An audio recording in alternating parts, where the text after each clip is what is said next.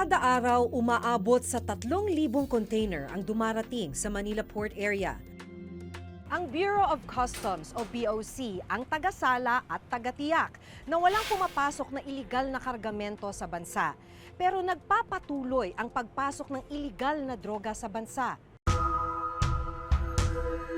Noong 2017, may 6.4 billion peso drug shipment na nakalusot. Ngayong taon, may 2.4 billion peso drug shipment na nasabat sa loob mismo ng port area. Ito ang isang malaking source ng illegal drugs sa pag-i-smuggle by using our seaports. Mas maraming malululon ng mga kababayan natin sa illegal na droga.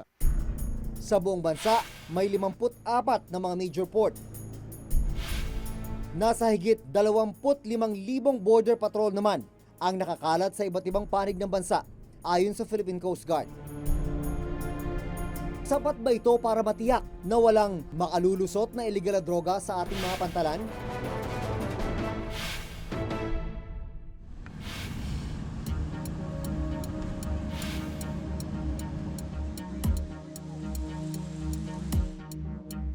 Si Director General Aaron Aquino, ang kasalukuyang hepe ng Philippine Drug Enforcement Agency o PDEA. Kwento niya, July 2, 2018, nang una silang makatanggap ng tip na may nakapasok na drug shipment sa Maynila. Sa intelligence information na nakuha ng PDEA, nakapasok ang minamanmanan nilang drug shipment sa Manila Port Area noong June 28, 2018. Galing daw sa Malaysia ang kargamento. Door frames for construction ang nakadeklarang laman ng container. Dumating yung sa MICP, mga June 28, nag-conduct kami kaagad ng investigation, backtracking investigation with Customs, PNP, and PDEA. And there are series of meetings after that. And then we tapped the higher leadership of the Customs, si General La Peña, si General Quinto, na sir, ganito, inistoryahan namin. And then finally, we opened it, nakita naman natin may laman. Hinintay ng PDEA kung may maglalabas sa container, pero umabot ng isang buwan, walang kumukuha nito. Hanggang noong July 31, idineklara ng BOC na abandon na ang kargamento. August 7, 2018, nagpasya na silang buksan ang container. Pero hindi door frames ang nakita sa loob, kundi 2 magnetic lifters. Dahil sa kahinahinala nitong laman, binutas ng mga otoridad ang 2 magnetic lifters. Dito na tumambad ang 355 kilos ng methamphetamine hydrochloride o shabu. Ang halaga, 2.4 billion pesos. I now turn over this illegal drugs, shabu, to the PDEA. Sa dokumentong ito mula sa Customs, ang kumpanyang Vicaba Trading ang consignee ng shipment. Ang consignee ang tagatanggap ng anumang produkto mula sa exporter.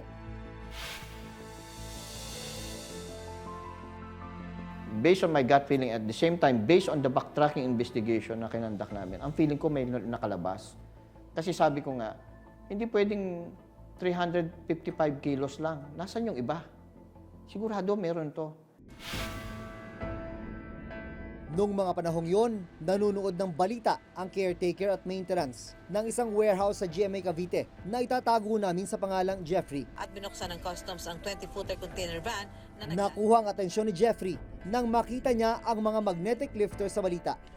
Pagkakita namin na parehas, agad namin tinawagan si Madam, ang aking boss. Pinagbigay alam namin na yung linagay dito sa warehouse na to na bago, kaparehas ng nahuli sa custom na pinaglagyan ng shabu. Agad daw itinawag ni Jeffrey sa barangay official at sa GMA Cavite Police ang tip. What we did, we informed our provincial director yung discovery. I was directed to coordinate with PDEA as well as coordinate with the PNP SOCO. August 8, sa pakikipagtulungan ng GMA Cavite Police at Bureau of Customs, agad nagsagawa ng investigasyon ng PDEA. Sa pahintulot ng GMA Cavite PNP, nakapasok kami sa loob ng warehouse. Dito, naabutan pa namin ang 4 na magnetic lifters. Kaparehong-kapareho ito ng mga nakita sa Manila International Container Port o MICP. May mga nakakalat ding foil na halos kapareho ng foil na pinagbalutan ng shabu sa mga magnetic lifter sa MICP. Alas 10 ng gabi ng August 8, nagsagawa ng swabbing ang PNP SOCO at PIDEA sa 4 na magnetic lifters para matukoy kung may possible presence of dangerous drugs. Maging ang mga aluminum foil na nakita sa area, dumaan din sa swabbing. Pero sa resulta ng examination ng swabbing, lumabas na negative ang mga ito sa presence of dangerous drugs. Pero kinabukasan, August 9, alas 3 ng hapon, dinala naman ng PIDEA ang kanilang K9 dog, ang Belgian Malinois na si Odell, para sa isang tinatawag na sweeping sa 4 na magnetic lifters. Makikitang paikot-ikot si Odell sa mga magnetic lifter hanggang sa umupo ang K9 dog. Indikasyon raw ito na posibleng pinaglagyan ng droga ang mga magnetic lifters. I'm 100% sure na may laman yun. Kasi yung aso ko never fails. Si Odell, who have been assigned dyan sa NAIA, have long been there, and over 400 million worth of illegal drugs na accomplish ni Odell. Pero ang BOC, sinabing walang shabu sa 4 na nakitang magnetic lifter sa GMA Cavite. Walang walang nakalabas na laman. As far as the records will show, yung na-discover doon sa Wera, sa Cavite, when they were discovered, nothing was there. And this was supported further by the result of the swabbing test that was conducted. Ang Pangulo, nauna ng sinabing hindi siya naniniwalang may 6.8 billion pesos na nakapuslit na shabu. Yung sabi nila na they found the metal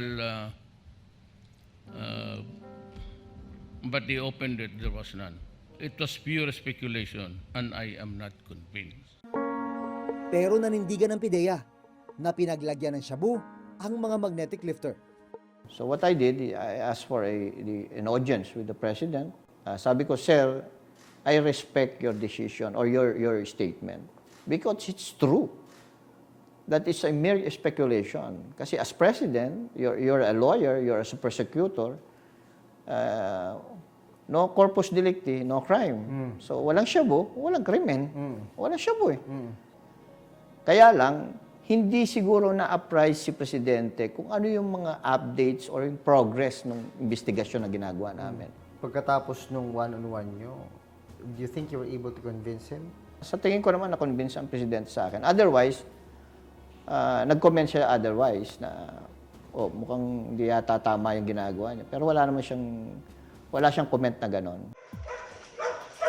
Para patunayan ang kakayahan ni Odell na makadetect ng narcotic substance, nagsagawa ng demo ang PIDEA. Unang inilagay ang wala pang 1 gramo ng shabu sa loob ng isang maleta. At ihilera po natin dito.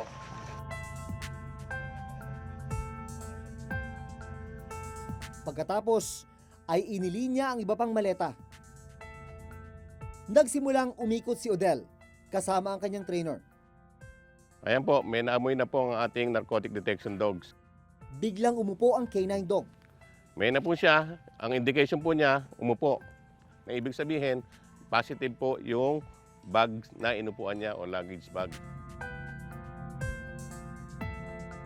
Malaki na itutulong ni Odell sa amin and that dog never fails and ilang beses niyang inupuan bawat canister, bawat magnetic lifters, 2 times per lifters ang inupuan niya. I'm 100% drugs ang ano yun.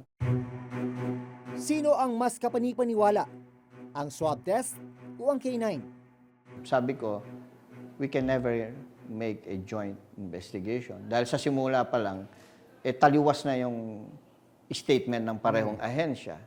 Ang sabi ko na lang, Bureau of Customs, you make your own investigation and PIDEA will make our own and then we'll submit that. Pero ang malinaw, may nagbayad ng mahigit 2 milyong piso para iimbak ang mga magnetic lifters. Ang idineklarang laman ng container sa GMA Cavite ay magnetic scrap lifters.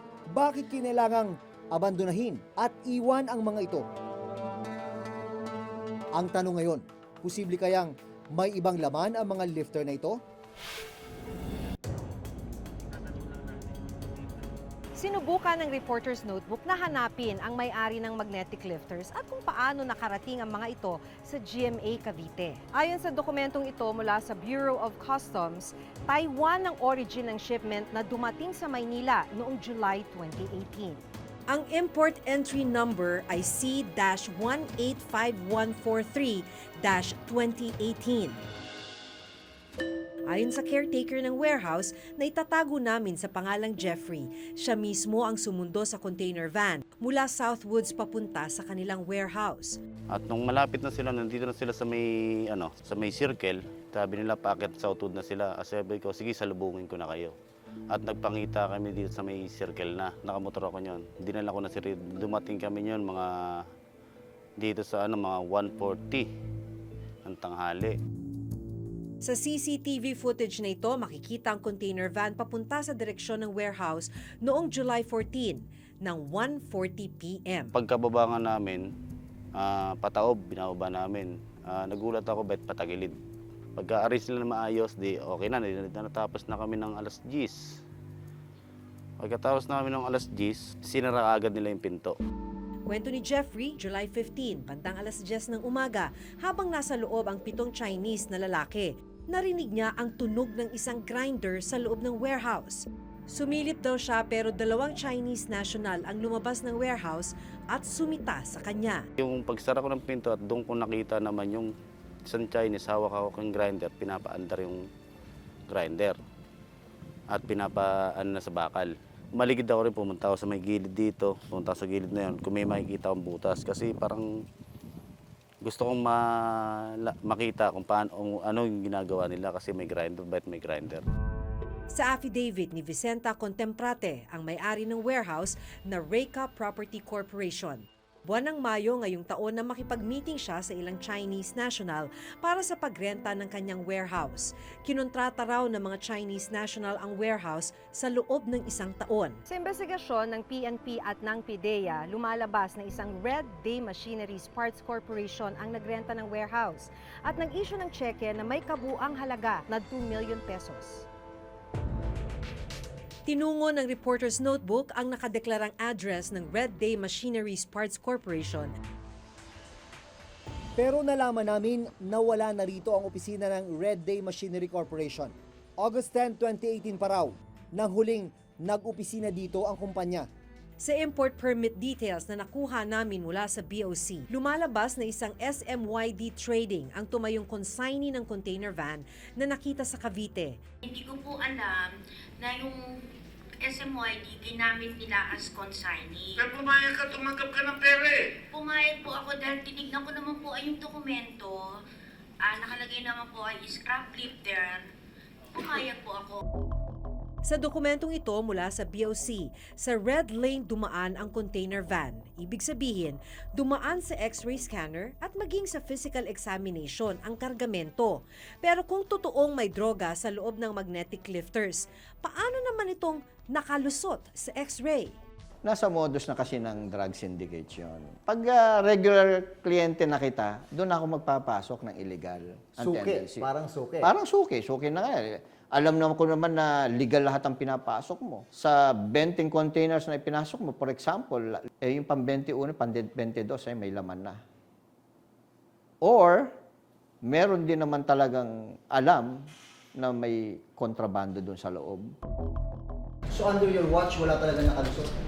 Yes, I would say yes. So far as with what we have on record, there's none. May isang ipapasok sana, yung 2 container ay yung magnetic lifter, but these were apprehended inside the port.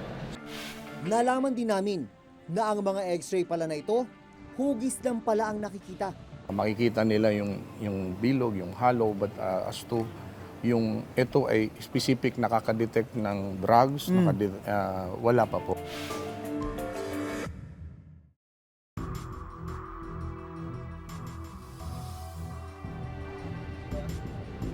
Para patunayan naman na mahigpit ang ginagawa nilang pagsala sa mga kargamento,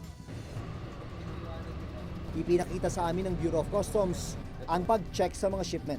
Pakilagay yung number niyo po. Yes, ma'am. Pinapasok din kami sa lugar kung saan ginagawa ang pag-x-ray ng mga container. Okay po. 2,000 hanggang 3,000 container ang dumadating dito sa MICP araw-araw. Pero hindi lahat ng container dumadaan sa X-ray. Ito ang pinakamalaking pantalan sa buong bansa. Ganito ang realidad dito. Hindi naman lahat ng mga container na yan ay naisasalang sa X-ray inspection. Kaya kung walang matibay na intelligence information, hindi imposibleng may makalusot na kontrabando. Nalaman din namin na ang mga X-ray pala na ito, hugis lang pala ang nakikita. So, ibig sabihin, wala pa kayong mga specific X-ray equipment for specific purposes? Wala pa po. Ang generic lang po ito na naka-true and true, and then based on experience, makikita nila yung bilog, yung hollow, but as to yung ito ay specific nakaka-detect ng drugs, wala pa po. Puna ng ilan, habang patuloy ang laban kontra droga ng pamahalaan sa kalsada, harap-harapan namang nakalulusot ang bilyon-bilyong pisong halaga ng shabu sa ating mga pantalan. Isa sa mga criticism nga doon natin sa war on drugs, ang mga namamatay, ang mga nahuhuli, yung mga maliliit. Samantalang ang mga malalaking sindikato, ang malalaking shabu lab ay hindi nahuhuli. Paano magtatagumpay ang kampanya kontra droga kung ang mga naaaresto, mga napapatay nasa mababa, nasa gitna? Dapat mas paigtingin natin ang pag-supervise siguro sa tao natin. Kasi kung hindi natin talaga masusupervise lahat hanggang sa baba, merong mga tiwali dyan na gagawa eh. Sa buong bansa, nasa higit 300 ng port areas at 54 din ang base ports o major port areas. Hindi pa kasama rito yung ibang pantalan na hindi sakop ng Philippine Ports Authority. Masasabi niyo ba natigil na talaga yung pagpasok ng mga bulso? Napipigilan niyo talaga ipagpasok ng Yes, mga bulso? I can say that we can stop that with the equipment that we have. But of course, yung ating shorelines ay masyadong puros. It's a very long shoreline, and we have a lot of private ports. As well as yung mga ibang modus na mga nag-ship dito ng mga contraband goods are through the bombing modus, yung idadap sa dagat. Dagdag pa ng BOC, kailangan nila ngayon ng mas pinalakas na intelligence para malaman kung may papasok na iligal na kargamento sa mga pantalan. Kung tutuusin, ayon na rin mismo sa Commission on Audit, papataas ang intelligence fund na ginagamit ng Office of the President.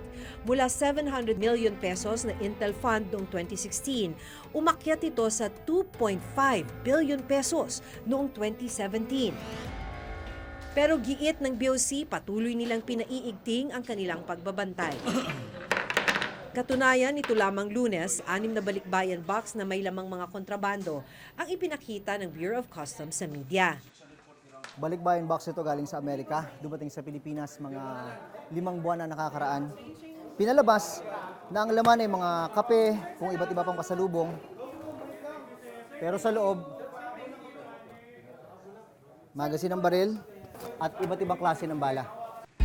Halos 20,000 ammunition o mga bala ng AK-47, matataas na klase ng mga magazine at accessories ng baril ang nakuha sa mga kahon.